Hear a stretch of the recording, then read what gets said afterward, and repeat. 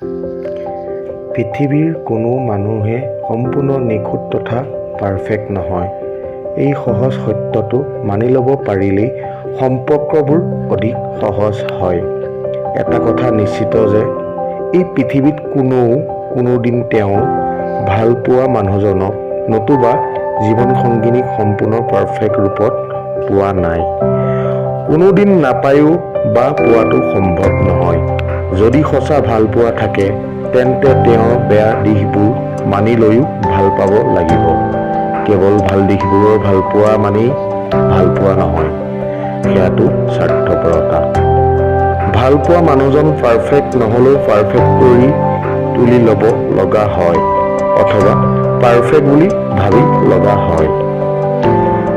এই কথা মানি ল'ব লগা হয় যে এই পৃথিৱীত কোনো মানুহেই পাৰফেক্ট নহয়। তাৰ পিছতো যদি তুমি এই সহজ সত্যটো মানি ল'ব নোৱাৰা তেন্তে এবাৰ নিজকে প্ৰশ্ন কৰি চোৱা, তুমি কি সম্পূৰ্ণ পাৰফেক্ট?